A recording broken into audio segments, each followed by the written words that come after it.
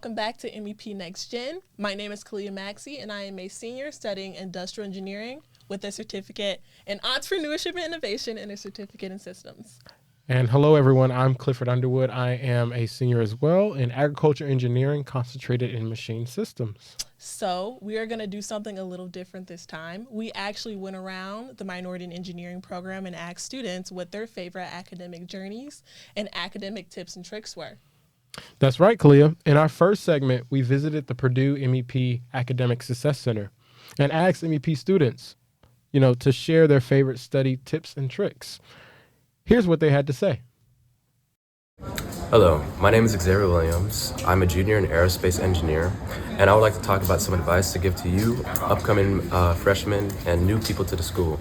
So one of the biggest things that I had to learn to come here is asking for help.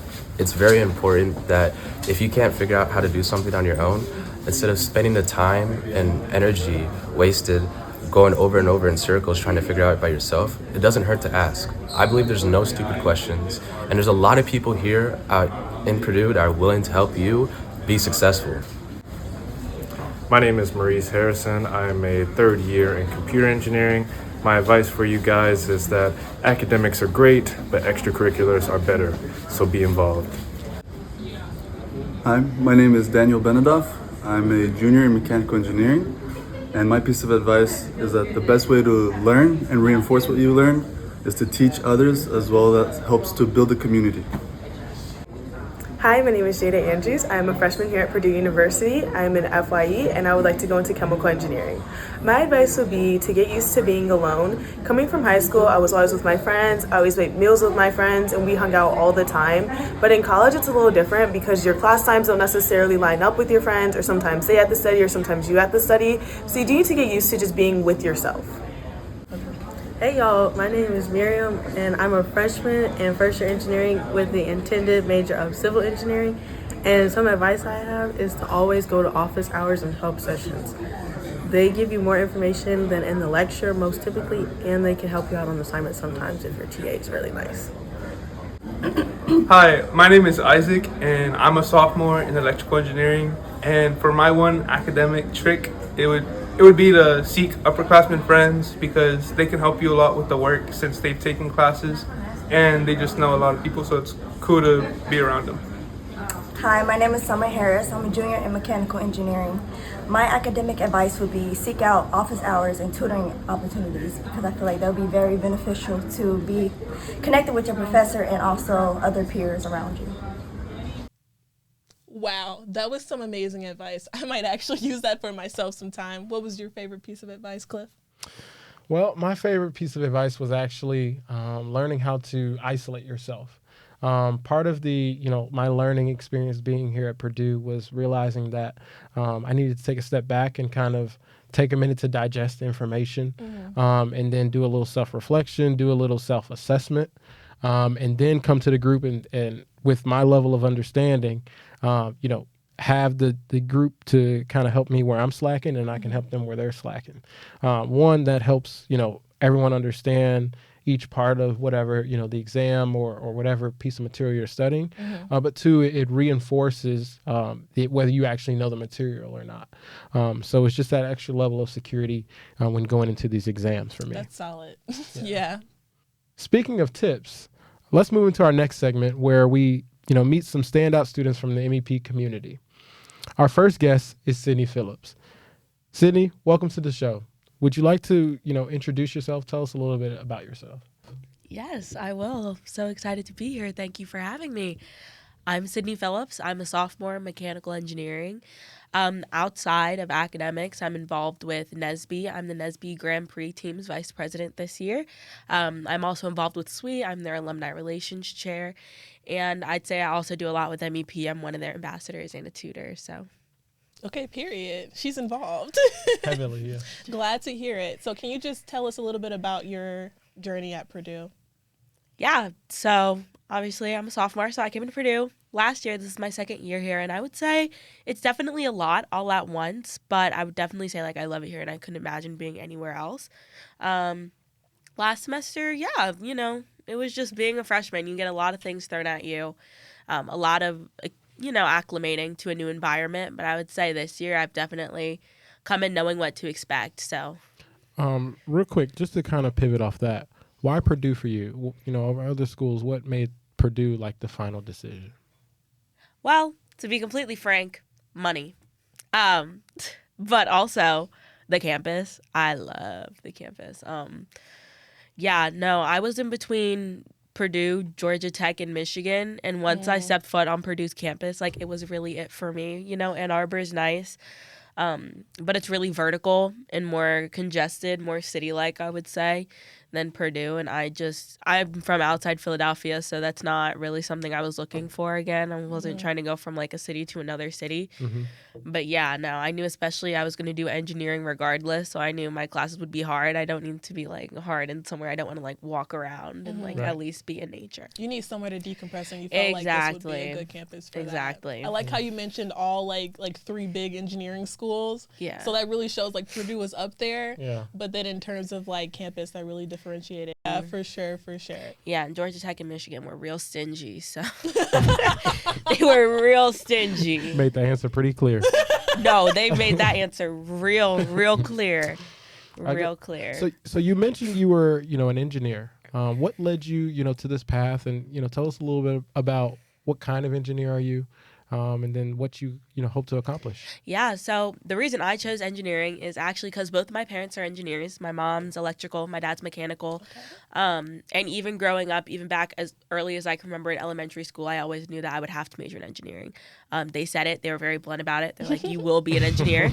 But hey, they let me pick the type. They said you can do whatever you want within the engineering field. Right. But they said that they wanted me to major in engineering because they wanted me to be able to get a job after college. They didn't care what I was doing. So they just said, you will get a degree in engiering, and then after that, you can do whatever you want. Because you can do whatever. You really can. And they said, whatever you want to do in that, we don't care. If you want to go, my mom was an engineer for a few years and then went to law school. Like, she was like, you can do whatever you want, but your degree will be in engineering. So then I go to high school. I didn't really have a problem with engineering, but, I was being rebellious, so I told them I was going to major in math. So rebellious. No, I really thought I ate. I was like, I'm going to be math. I'm going to show them. No, I was really fighting for it, too. Because it went math, applied math, and then physics, applied physics. And then I was like, so you screw tripled down on it. No, I was like, no. I even applied to, like, Purdue. When I was applying, I put, like, applied physics and math as, like, my second majors. Like, I was real serious about it, and I was like, screw it. I'll just do engineering. Like, I'm close enough. At this point, like. Because it's like, I personally couldn't imagine doing anything else. Like, I'm not, like. Or our next question, I should say. Our next question is, what is your experience with first-year engineering courses? Yeah. Okay. So for me, in high school, I was always a little academic weapon. It didn't take very much time for me to pick up things, I would say. Even now, I'm pretty sharp. I can pick up things pretty quickly. So going into first-year engineering, I would go to lecture. I'd be like, yeah, okay, I get it. Easy, leave class. I could do the homework easy. And then I'd do the test, and I'd be like, okay, what is this? There we go. So I would say for me, it wasn't necessarily the content, but it was that just because I knew what was going on in the class didn't mean I was prepared for the test. Right. I remember my first math class, I was like, oh, I can do all the homeworks, easy. I get 100% on all the recitation quizzes, easy. And then I get to the multiple choice, and it's like, wow, you get one thing wrong, and, like, you have the wrong answer, and you're already at an 80% because it's out of, like, 9 questions. This is insane. So yeah, I would definitely say it took learning for me that, like, just because I'm doing well in the class and I know what I'm talking about doesn't mean that I'm prepared for the exam. Right. So I would say I learned a lot of that last year. Yeah, just a lot of things. You're going to have a lot of assignments. Yeah. I mean, it really just is what it is. It's honestly, a lot of people say it's really hard, and I'm not going to say it's not hard, but I'm saying if you tackle it, it's very doable. Right. Come in prepared. You just have to, like, go for it. Like, you really can't just, like, lollygag and, oh, I'll do that later. Like, no, like, when you have downtime in between your classes, like, do your work. Right. Like, you have time to do everything. You really do. It's just about being intentional with that time. Right. Learning how time management. Yeah. That's definitely the biggest thing in college. Literally. For sure. Yeah. It is indeed. Right. Could you tell us a little bit about how you made it through those first year courses? You mentioned your struggle, your essentially your reality check, after your first exam. Tell us how you made it through it. What resources were there, and then I guess what you learned from that. And what kept you motivated? Right. What kept me motivated? hey, I want a job. Like, I'm trying to make bank. I've always been really independent in a sense. So being dependent on people is something that I really hated. Even sometimes now, like, I hate asking my parents for money. I hate whatever. I don't know. I hate asking for help. So it's like, no, if I'm going to do it, like, I'm going to do it on my own and I'm going to make it. And I feel like that's really something I had to get over too. Because sometimes doing coursework, I know that I can pick up anything on my own with enough time. Right. But I really had to learn that, okay, sometimes figuring it out on your own, like, yes, you can do it, but just because you can do it doesn't mean you always should, because that takes up a lot of time. And if there's something you don't get, asking for help can sometimes just be the better course of action, because just because you ask for help doesn't mean that you're not capable of doing it yourself, which is something I kind of had to get over. Well, it's kind of realizing that, you know, you need other people, you need those resources. It's like you don't know everything. That's kind of why you're here. I would say it's not that I needed help, but it's like, okay, like, if I use my resources and use help, this process will be a lot easier. You know, because I truly believe that everyone is capable of doing it on their own. Like I really do think that's that how like you made it into Purdue. Anyone can figure it out. Like, you can figure it out. Like, if you try hard enough, you can figure it out. Now, sometimes that takes a lot of time and a lot of energy, and that might not be the best course of action, just based on like limited time, limited resources. But yeah, no, I'm a really big believer in, like, I hate when people are like, oh, I can't do it. Like, no, you can. Like, you really can. You really can. Like, Purdue doesn't give you boxes.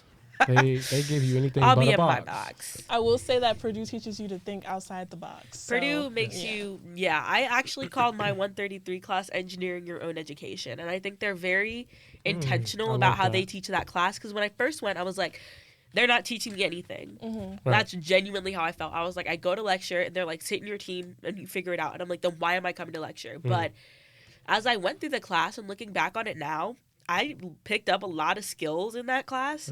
And learning how to code, like, almost by myself, like, you get a lot out of yourself, and you learn that, like, okay, you can really tackle things, and it really makes you learn how to go about figuring out something you don't know, which I think is a lot of engineering. So Purdue teaches problem solving. Yeah. I've noticed that, like, from freshman year to now, one thing that, like, I definitely have developed is, like, problem solving. For sure. Like, writing everything out, looking at the data, looking at what the information is telling me, and be able to come up with a solution based off of that. So I will say, like, thinking-wise, like, I think, actually, you can teach thinking. And I think that Purdue does teach good engineering thinking. Oh, of course. I think our proof is in the pudding, honestly. I don't know about you, but from our internships, that's probably been the main theme, is figuring it out, right? So it's not so much cut and dry. Like, for me, I was given, you know, a broad problem, but it was up to me to kind of scope it out and figure out who I needed on my team, you know, the right resources to seek out, and to how, you know, ultimately how to, you know, come up with a solution. So Agreed. So do you have any like advice that you would give to, let's say, freshmen coming in? do not. Who you surround yourself with is so important. I will say that. Who you befriend is so important. Who you spend your time with is so important. And I would also say, do not be afraid to spend time on your own, because as a freshman coming in, I'd always be like, oh, no, I want the college experience of like studying in a group. They're not getting anything done. Right. And they're going to study for 5 hours and not be ready for a test and not know a thing beyond what they walked in the door knowing. And yes, it is great to have a community and have friends. And I will definitely say that I lean on my friends. And I can do, the more passive work with my friends. I love sitting down, maybe doing a few practice problems that I can just kind of think through real quick, type in my calculator and chat about. But when you're really sitting down to study and looking at, your longer problems with multiple parts, moving parts, things you have to really figure out, I would really recommend doing it alone and really learning how to focus your energy on one thing. Agreed. I feel like when I do a lot of studying, I do it like, I feel like when I do a lot of studying, I do it alone. I feel like I only have like one friend that I like can study with because we'll actually get stuff done. Yeah. But other than that, Studying, definitely need to like set time by myself and make sure that I'm reviewing the material and understanding it before I even go to like a study group or something like that. Yeah, and that's something else I would say. If you have, a certain individual or even a group where y'all are taking a lot of the same classes, that helps too, just with, homework and kind of studying together in that aspect. Because one, it's a good resource, but two, it's good, like holding people accountable. That's a big driving force, I guess a good benefit of having a study group, something a little smaller, or like I said, just that one friend that, y'all tend to have more than one class together. So, And I'll also add on to that, befriend people in your classes that you aren't actually like friends with. And I'm not saying this in the sense where it's like, oh, like you don't like them, hang out with them. No, I'm saying maybe you're studying with someone who you're not just going to sit there and talk to the whole time. Hang out with people you're not necessarily as comfortable with, because that'll really make both of you sit down and like stay on topic. Like I love doing work with my friends that I'm not as close with, because, we can still have like an amicable conversation. But then when we sit down and we're doing work, like we're really talking about the class content, because there's really not much else we're going to chat about. Right. Yeah, that's solid, honestly. And before we go, I do want to ask you a little bit more about your extracurriculars. Could you tell us about Grand Prix? Could you tell us about SWE? Everything. Okay, so I'll start with Grand Prix. I started going to Grand Prix last year. It was really great. I honestly knew nothing about karts before going. I just knew that my dad was really into karts. He has like RC cars in the basement he always works on. And that's something he's always been really passionate about. So when I got to Purdue, I was like, you know what, why not? I'll check it out. It'll be good hands-on experience, something cute to put on my resume. And I ended up going. I ended up loving it. It was really cool to get out there. The team's really cool. I would say it's really, you get out of it what you put into it. And with that being said, it's really like low stakes in a sense, because it's not like once you join the team, your attendance is mandatory, but it's really like as a team, like you see who shows up and you see who puts in the work, and that's just kind of how it is. And we also get that we're all students, and sometimes people have busier semesters and sometimes people don't. So I really appreciated that about the team. When it's like when I did have an exam coming up that afternoon, no one was like on me about not being able to go to practice. Right. So I guess that just kind of made me want to keep coming to the team. Yeah. I ended up getting really close with the president and vice president last year. Yasar, who's the president, he graduated. He was actually my mentor through NSBE. So I got to see a lot of the behind the scenes stuff last year, which is pretty cool too, I would say. When they were picking up certain parts for the carts and doing things that not necessarily the whole team was there for. So that's kind of where my interest started to grow, and then I ended up being vice president this year, and it's been fun. We're doing pretty good this season. We actually finished a race, which is like really big for us. I know it's not. I know it doesn't sound that impressive, but yeah, no, I think it's going to be an exciting season. We have a good team, and I think it's going to be fun this year. Good to hear. What about SWE?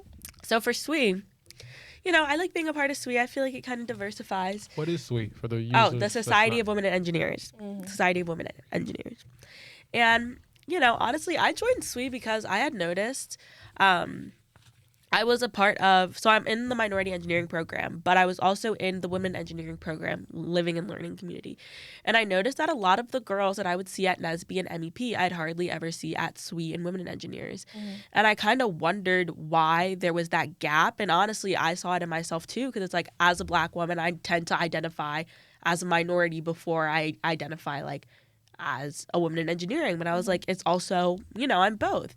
And, so I thought I'd really start exploring that intersectionality this year. And I thought, I kind of wanted to be that little bridge to try to pull more women into utilizing the resources that are also available for them. Right. So yes, MEP does have tutoring, awesome tutoring, and during certain hours or normally during the day. But then women in engineering, they have their tutoring from like 7 p.m. to 10. So just kind of being able to use both and putting both of those resources out there for people is something I'm really passionate about.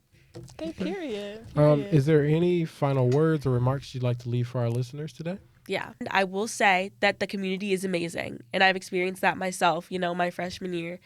But the Black community at Purdue is also small, and I think with that there are benefits, and there are also, some downsides to that. So I would say as a Black person at Purdue, don't be afraid of kind of joining outside clubs that aren't necessarily directly directed towards Black people.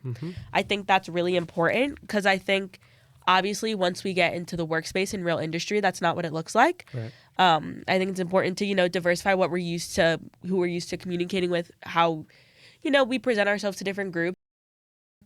But I would also say there's so many resources out there and so many different great clubs at Purdue that can really offer you a lot. And I would also say that as a Black student at Purdue, when you join a Black organization that maybe hosts, a career fair, you're one of 10 other Black people, the whole club is Black people. You don't necessarily stand out as much. But I've noticed that when I go to like a SWE convention, I'm more likely to stand out, and you can make that for positive, and you can use that to your benefit. Right. When I go to a SWE convention, yes, there's a lot of women, but normally I'm like the only Black woman, and that helps me stand out. And I use that to my benefit, and I think, if we utilized our strengths to our benefits in different communities, we could do a lot. I like that. So in summary, you utilize your uniqueness. Yeah. Oh, I like that. I like utilize that. your uniqueness. You should make that a t-shirt. Yeah, highlight yourself. You have to. There's no one like you. Be beautiful. Ooh. And on that note, thank you, Sydney, for joining us. Oh, thank you for having me. Next Gen podcast. All right. Thank you, Sydney. Now, let's bring on our next guest, Andrew Cuello. Welcome, Andrew. Can you tell us a little bit about yourself? Yeah, I'm a senior studying mechanical engineering and economics. I'm from Indianapolis, Indiana. Okay. So you're studying mechanical engineering. Can you tell us a little bit about your academic journey and, what led you to mechanical engineering? Yeah, so I guess growing up, I didn't really have an idea what I wanted to do. I think most of us can kind of resonate with that. Mm-hmm. But going through high school, went to some engineering classes they had, like Project Lead the Way, and just some other math and science courses, and I kind of found myself enjoying it. So kind of going in, I was like, well, Purdue's pretty close by. It's pretty great school, and might as well challenge myself and pick engineering. Agreed. I guess we'll start off with another question here. What is your experience with first-year engineering courses? It was hard. It was hard. I mean, I think all of us can kind of resonate with that. Yeah. We all came in thinking, oh, this is going to be fun. It's going to be like high school. Mm-hmm. It was not. It was not. But I still think it was a really good experience. Kind of taught you that, life's pretty hard. Right. You can't always win. And that's okay, because then eventually you kind of get used to it. You kind of learn to accept defeat, and then you kind of just better yourself off from that point on. Right. So kind of just as the years go on, you kind of accept it. You kind of learn. You grow. You become a better student. Right. You just become an overall better learner. Okay. So what classes were the hardest for you, and why? I did honors, so I did 161. Okay, so it was like times two. It was kind of hard. So that one was kind of rough. It took a lot of time. I failed a couple of assignments and stuff starting off. It was pretty mind blowing. It was something you wouldn't expect. I mean, coming in, I feel a lot of us were pretty smart at our high school, and then we come in, we're like, well, I don't feel smart anymore. Yeah. Humbling experience. Definitely humbling. And then kind of as the years go on, harder classes. Right. Even right now, it just doesn't stop. So just kind of get used to it a little bit. I guess to segue off that, kind of what resources kind of help you through this process? Funneling through those core classes like, I don't know, chem, cal, chemistry, all those different types of classes. Yeah, I think a lot of it comes from like the student population. But more like narrowly, I guess MEP. I met a lot of my friends through MEP, and I feel like once you get a core group of people you can work with, collaborate, and understand assignments and study with, you're able to kind of get closer to actually knowing what you're doing, right? Being able to get an organized structure and study the correct stuff. So yeah. Okay. Period. So I actually have a follow-up to that, but it's more about what your academic journey was inside of Purdue. So I know that you've changed your major a couple times. Can you go into detail about that? Like why you felt like you changed your major, who encouraged you to do so, and just like your journey at Purdue in general? Yeah. So I guess going back a little bit. So I'm a first-gen kid. Both my parents immigrated from Colombia, and I really kind of just came in picking engineering off a whim. So then once FYE came around, they said, oh, pick a major. I was like, kind of closed my eyes and picked one. And I ended up going to aerospace. And it's a cool major. There's a lot of cool concepts, stuff like that. But like over time, I kind of felt it wasn't for me. This is something that you're kind of going to stick with for the rest of your life. And you shouldn't be afraid to change it just because you don't like it. So I was able to kind of segue out and go into a more broader field and choose mechanical engineering. I felt that it was more applicable to the stuff I wanted to do and learn about. It was still all core engineering, just wasn't so specified into aerospace. And you kind of just learn, you know. You don't really know what you're getting into until you're all the way in, and then at that point, I feel like a lot of other students got to understand it's okay to change your major. It's not a bad thing. Right. So yeah.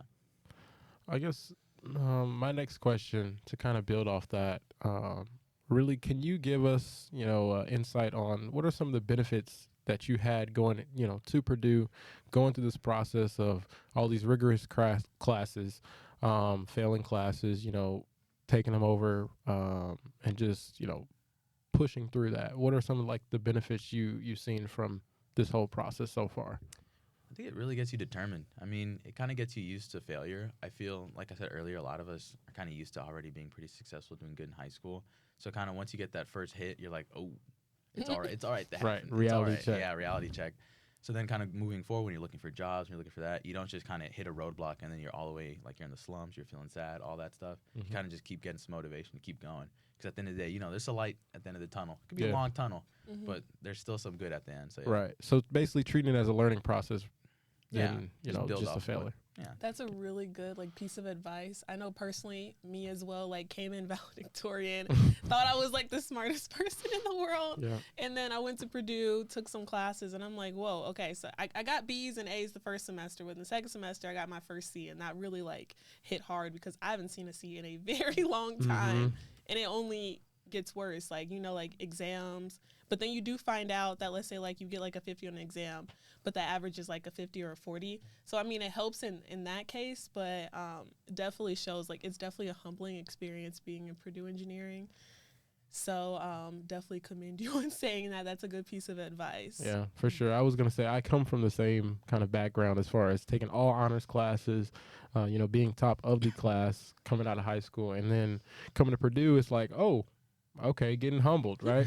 First chem exam, I'm going in it fully confident, and I get, a C, and my mom is screaming at me. I remember that day. Oh my gosh. I don't know about you guys. I don't know. Do you guys take calc here? Yeah. I took calc 1 here. It was a rainy day. I remember I showed up to the wrong exam hall. First exam ever. Go late to the next one. I got a 48. You learn. Yeah. You learn. Yeah. But it's all about the learning experience. At the end of the day, I was able to kind of realize, I got to actually pay attention. You got to lock in. You got to actually learn in college. That's the biggest thing. In high school, you could understand most of it, or really you could understand the concepts taught in class and be able to pass the test. Oh, for sure. But then in college, you have to actually understand all foundations and be able to apply it, because on the test, it's not the same stuff. For sure. So that's the difference for sure when it comes to college. Yeah, I was going to say, I used to be a student that would literally do my homework on the bus ride to school that morning in high school, and then we'd have a test and I'd be fine. It's just oh, I remember that. It's from yesterday. No, exam, especially calc. Yep. Oh, there, you go into it, they're like, oh, you think you know it? Okay, here you go. Yeah, let me give you that same example, but completely different in a way scenario. You've never seen it before. Exactly. Yeah. Solve it in 55 minutes. But it's not all that bad. I mean, you learn from it. I You think do. That's the most important thing. Yeah. It feels bad at first, but it's not always bad at the end of the day. So, Yeah. I mean, honestly, it teaches you a multitude of things. It teaches you the time management. It teaches you how to, utilize your resources. If you need a tutor, do that. If you need to, isolate yourself, then go to a study group, or vice versa, do that. So it teaches you to kind of learn yourself and learn your own learning habits in the same token. So. yeah. I actually have a question for both of you. So what was the worst calc in your opinion? Because this is definitely a very big debate. Yeah. So calc 1, calc 2, or calc 3? I'm going to let you go first. Go ahead. The consensus that I understood is Calc 3 is the worst. Okay, but what's your consensus? I didn't take Calc 3 here. Oh, but bless his heart. Yeah, I know. But if I'd say the hardest math class for me was linear. I thought it was way too conceptual. Really? It was so much. It was. It was just so much stuff to know. Yeah. It was definitely one of those classes you just gotta learn it, not learn how to do it. Yeah. Yeah, the math was easy, but then the test was all concepts. Yeah. So if you don't understand the concepts and the theory, then you weren't gonna pass. For sure. How about you? I say for me, okay, so a little preface here. I took Calc 3 twice, but it was not hard to me. The content was not hard. What was hard was the exams. Like I just mentioned, the way they formatted, that's what got me. But the class overall, like when I took it the second time, it was just like second nature. The hardest class I took, calc-wise, to me was Calc 1, simply because I didn't take that in high school, so I felt automatically behind, when I was taking it, and I was scared. So halfway through, after the first exam, I had a C in the class, a low C, and I was like, I don't know what to do. Drop it. Took it right back over the summer, not realizing, there were curves and different things like that, like we mentioned. And exam averages, I didn't know anything about that. And so I ended up passing it. But, yeah, that was the most difficult calc. Solid. Honestly, Calc 2 was the worst for me. Because there's, different numbers. I think there's, 161, 162, and those are, 2 different versions of Calc. One is, 5 credit hours. One is 4. Yeah, the 165, 166, and then the 161, 162. Yeah, so the 165 and 166, I was like, okay, I think I did 165, which is less credit hours. Yep. I was like, okay, Calc 1 wasn't that bad. I'm going to just do the one with less credit hours so I don't have to go into recitation twice a week. Boy, do you regret that. Yeah. And everyone that took 166 actually says that Calc 3 is the harder one, but me, because I took 165, it was actually the worst thing I've ever taken in my life. And then Calc 3 I like Calc 3 and Calc 1. Yeah. Calc 2 was the worst for me, for sure. Yeah, I'm glad I took it somewhere else. Yeah, I should have been smart, Take it at Purdue. Take it at Purdue, guys. Literally. Okay, yeah. So then my next question is actually, what are some benefits, in your opinion, of going to Purdue? I think some benefits is the opportunities. I mean, you have a wide range of kind of areas that you can kind of go into when you graduate. They have opportunities for research, a lot of career plugs. They have the IR, Industrial Roundtable, and then you also just have a pretty good community of people. Everyone's really nice here. That's a really surprising thing. A lot of people told me who come out of state. Yeah. You get a community. It's super collaborative here. Everyone always enjoys working together. It's super team friendly. There's no one really competing with you. Right. So everyone around you, you're feeling down. Everyone around you is feeling down. Everyone's going through the struggle of engineering, and everyone's always willing to kind of lend out a hand to help you out. Right. But the school as a whole, they just have a bunch of different opportunities. If you like research, you can kind of go into that field. If you're kind of learning, if you want to take some classes, you can even do bowling if you want here. There's a lot of range of stuff you can either learn, do, and just spend your time. Yeah. Right. I guess, could you tell us a little bit, as far as, kind of the key takeaways? I know we went on a couple conferences last year. I think what are you, a student ambassador for the mechanical engineering? Yeah, for the College of Engineering. College of Engineering. Tell us a little bit more about that. Yeah, I think a lot of this comes in involvement, and whether it be clubs or organizations such as MEP. We're able to go to conferences. You can represent the college. You can represent the school you're coming from, and you're kind of putting on a really good example. Right. For instance, we went to the NSB conference last spring. We were able, all three of us. All three of us. We were part of the Boeing flight competition. Me and Kalia were. And it was a really good experience, a good learning experience, and you were kind of able to kind of get something out of not only just being part of the club, but also kind of giving back at the same time, also earning a wonderful experience to go to Atlanta for the conference. So it was really cool. Yeah. There's a bunch of other clubs too. For instance, like you said, I'm part of the College of Engineering Ambassadors. So from there, we kind of meet really cool alumni and donors. I mean, I think it was 2 weeks ago. I sat next to, I think his name was it was the Lambertus guy. Yeah. So it was super cool. So you get these opportunities where you're able to represent yourself, the college, and also just have really cool experiences that help you grow not only professionally, but also just really fun experience you can talk about later on. Agreed. Yeah. Purdue is definitely a big professional school. So I definitely agree with that. They want you to get a job afterwards. This is why they may put you through a little bit, but the goal is to get you a job, and they do give you a lot of resources to do that. Yeah. They want you to get in and get out now. They don't want you Not for stay. a lifetime.